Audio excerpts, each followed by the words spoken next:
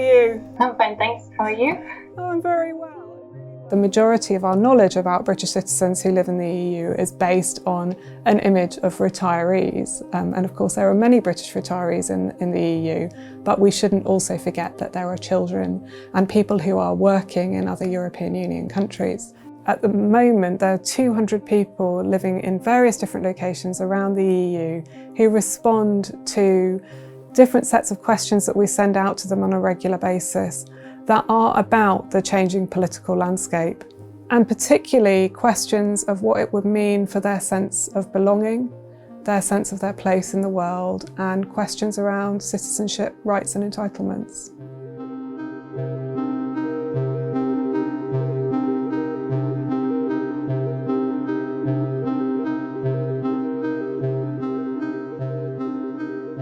The project has been running since June 2017, and it's been a really interesting project because it has involved working very closely and on an ongoing basis with the people who've been taking part in the research.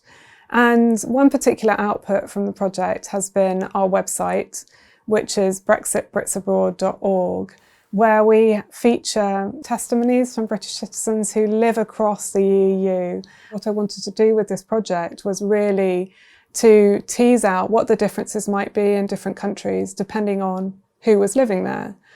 So we know, for example, that the British population who live across the EU, 80% of them are of working age and below, and we rarely hear anything about them in the media. The other thing I wanted to do was to make sure that we really questioned who is the British in the British in Europe. And very simply, what we wanted to do in establishing the research was to think about the way in which the British population as a whole is multi-ethnic and how we might capture that through the research. So we didn't reproduce an image of there being a British population in Europe who was exclusively white.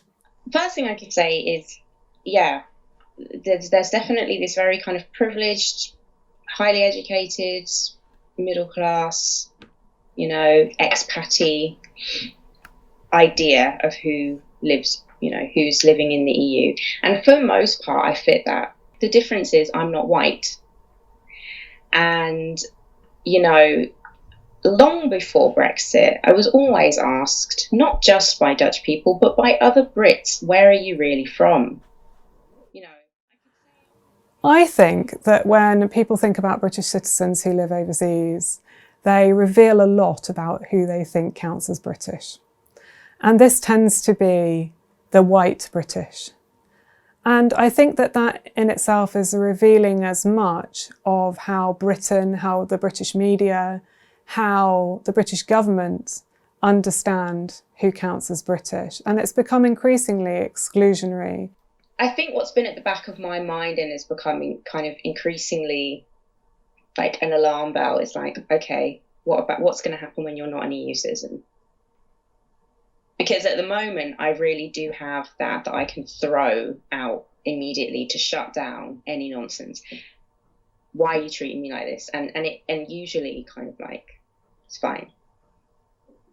But what's going to happen when I don't have that anymore? Really has made me very, very, very aware of what my life might have been like had I not been British, but still been a black woman trying to live here. As Brexit has been quite a long and drawn out process, that has been accompanied by quite considerable protracted uncertainty for British citizens who live in the EU. It's been really difficult to think long term because you're never quite sure what the conditioning factors are going to be. The variables keep changing. We're going to have a Brexit with a deal. We're going to have a Brexit that includes some kind of freedom of movement. We're going to have a hard Brexit. The rights that come with freedom of movement, the access to healthcare, the access to forms of entitlement have been quite significant to your life in Lisbon because you were not very well as part of that time, at the same time as Brexit happened.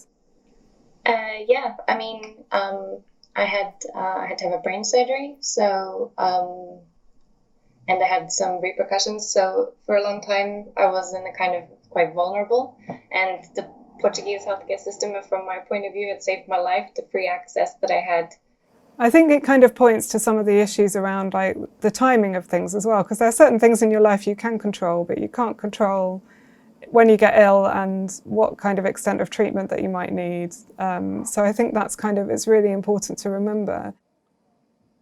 Brexit could mean that they lose some aspect of the things that have made their lives livable until now. And there have been some reassurances along the way, but it's an ever-present fear in their lives. And I think it's that ever-presence of the fear, irrespective of what it says about, you know, rights and entitlements, which are kind of the legal dimensions of it, that has really impacted on people's lives.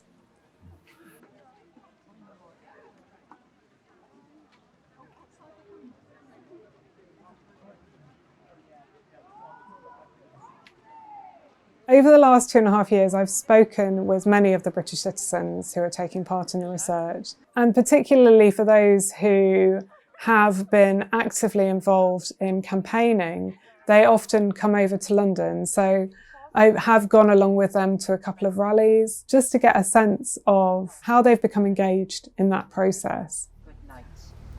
So why are we here today? We are here to fight for our rights, because apart from a few notable exceptions, our representatives have failed us. They have failed the 5 million, and they have failed the 66 million living in the UK.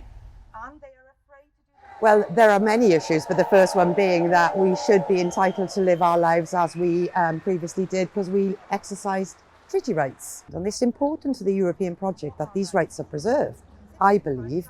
Otherwise, what will future generations think? Oh, well, they can remove the rights of EU citizens against their will in the majority of cases. It's very important for everybody, because we want to avoid discrimination and keep the rights that we have.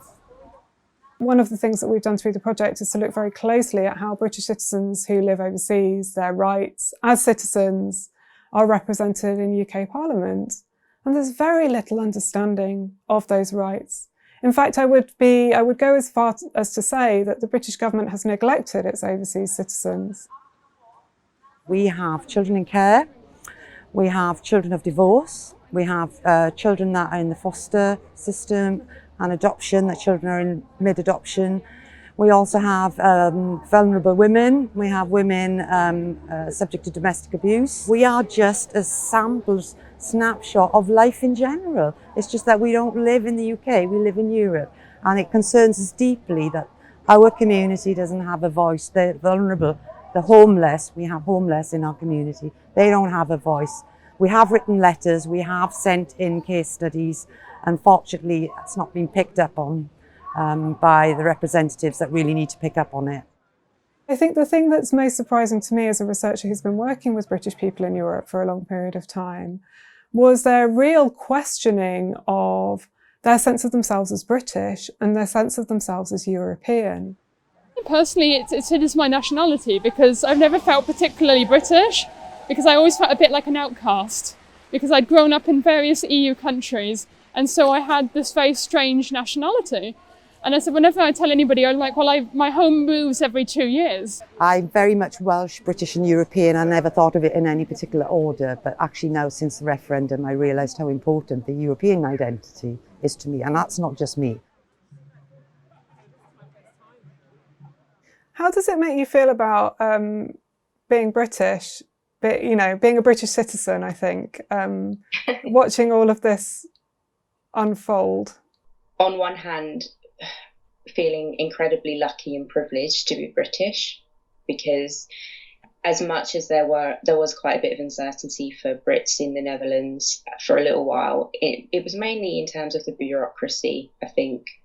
And on the other hand, I've always felt a sense of shame about being British, because I always feel like we're, screwing someone over, exploiting or oppressing someone somewhere in the world. And it's very much linked to the privilege of being British.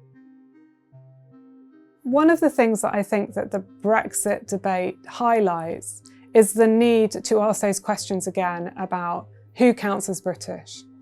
And I think that we need to understand that geographies of Britishness extend far beyond the borders of this island nation. And it's only in recognising that there are British citizens living elsewhere in the world that we can actually start to raise important questions about Britishness in the world today.